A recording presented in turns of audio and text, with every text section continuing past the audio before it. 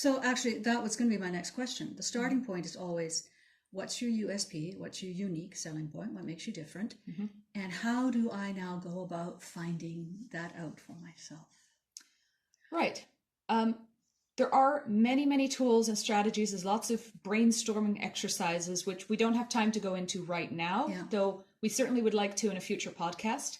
But indeed, the starting point, as was previously mentioned, is actually sit down with your Okay. team, Mm-hmm. discuss it. Okay, you just used the word team, because I can imagine too, if I'm working on a project within an organization, there too, my project should have its USP. Yes. The organization as a whole, but also maybe my department, maybe my corner. This is very true. You're certainly pushing the envelope already. Oh, okay, all right, yeah. You're indeed, Yeah.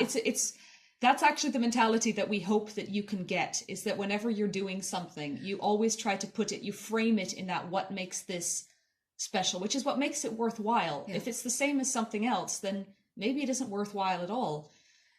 So that's always a really, really good mentality to have when you're starting a new working group, when you're starting a new project. What's the point of this?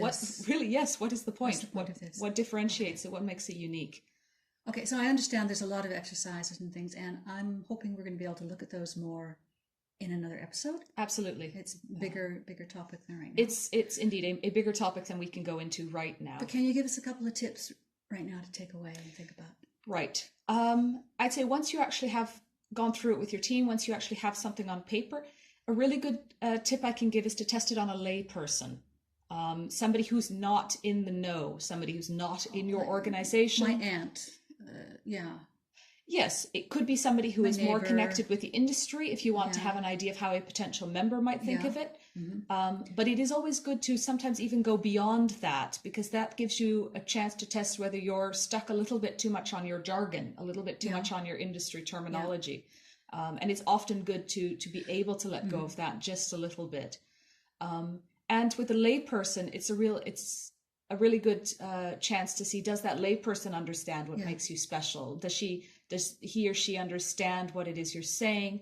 Are your words unique, precise, or are you falling into the trap of them being generic and vague? Right. I think there was another tip that you already talked about, is that you need to know who else is out there. Very, So, very again, true. That's Research your world. Research your world. Yeah. Absolutely. And start internally, you're saying. When it comes to indeed, a USP is the value of your organization. Ideally, you should be doing this before you even found your organization.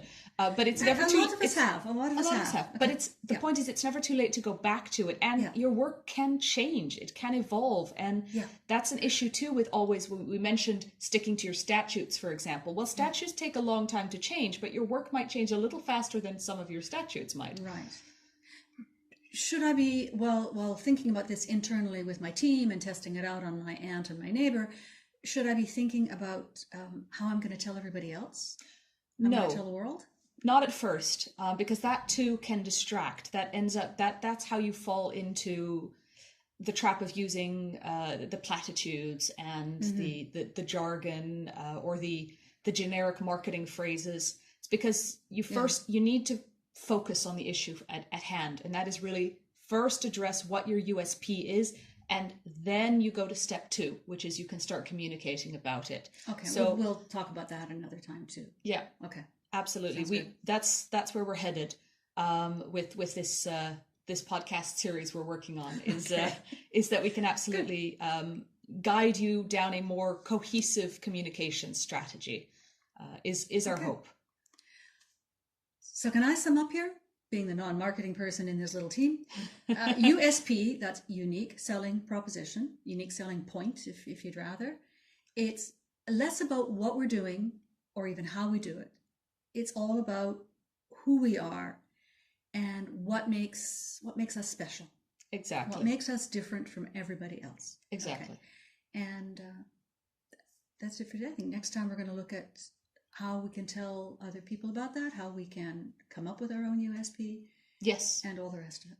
as a line, some of you may already be familiar with the terms mission statements, vision statements. Yeah, I asked, is that the same thing? You said no. So No. we have to look at all of those too. Now we're starting to actually get to the communication side of things. I can see we're going to have a lot of evenings and weekends here. Absolutely. Thanks. And we're delighted if you would join us for them. Okay. See you there. Thank you for Bye-bye. tuning in. Bye.